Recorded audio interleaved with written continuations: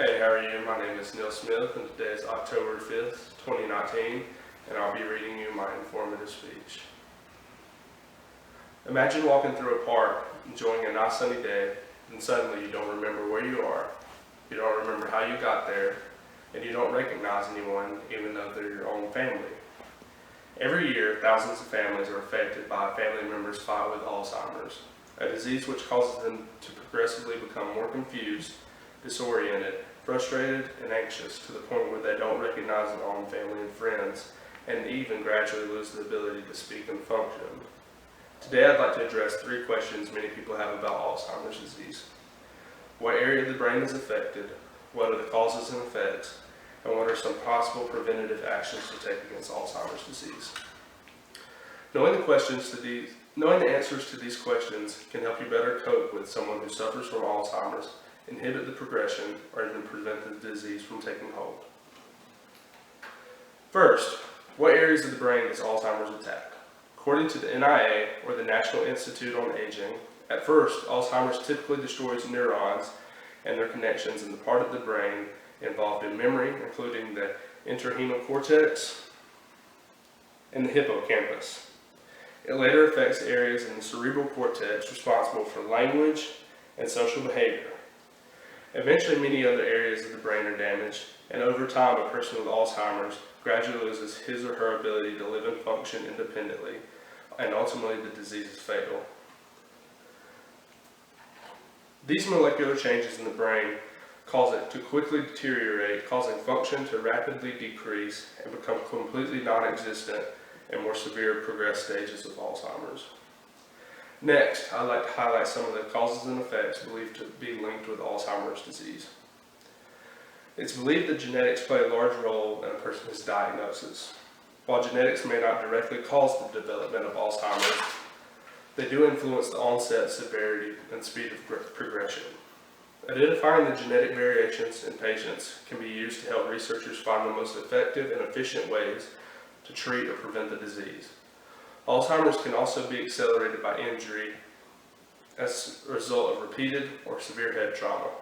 Head trauma earlier in life can increase the chance of Alzheimer's development. However, chances increase significantly if the injury occurs between the ages of 50 and 55.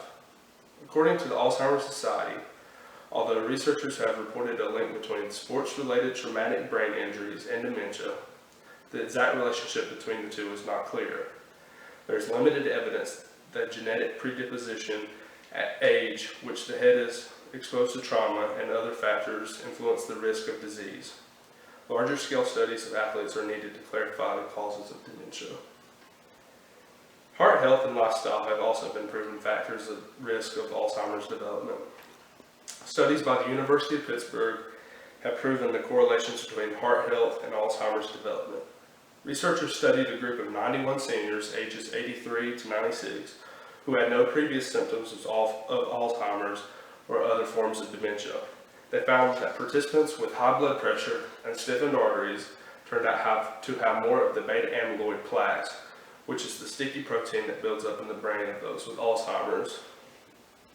Other studies have shown where high blood pressure is linked to memory and thinking problems in the elderly, as well as the presence of plaques and tangles consistent with the characteristics of Alzheimer's disease.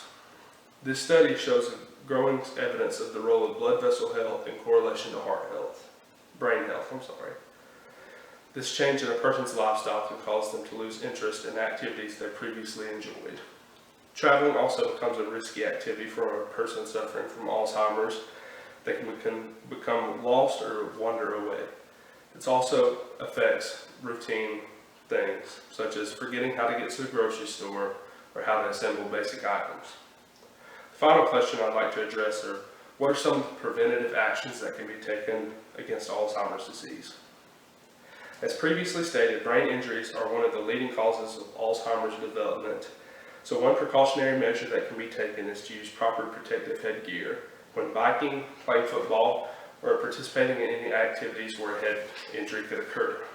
Another preventative measure would be to shield your brain. SHIELD is a plan developed by Dr. Rudolph Tanzi, professor of neurology at Harvard Medical School and the director of the Alzheimer's Genome Project. S stands for sleep 8 hours. During a deep night's sleep, amyloid production is turned down. In addition to less plaque forming, the brain also clears itself out.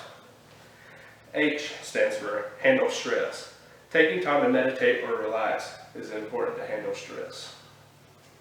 I stands for interact with others. Loneliness can cause stress that can lead to chemical changes in the brain which can kill brain cells. Conversating strengthens the brain by involving those nerve cells. E stands for exercise. Walking 8,000 to 10,000 steps per day reduces pathology leading to Alzheimer's and helps to grow new brain cells. L stands for learn new things. Learning new things can constantly help strengthen the connections between the nerve cells called synapses and provide cognitive reserve. And finally, D stands for diet. Diet is very important to brain health. Avoid eating lots of red meats and eat more fruits, nuts, and vegetables.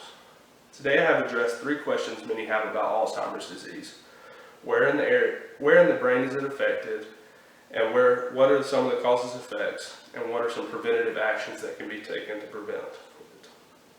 Living with a loved one with Alzheimer's disease can be a difficult task, but I hope the points that I've discussed can help you become more informed on the disease and how to deal with it. Thank you.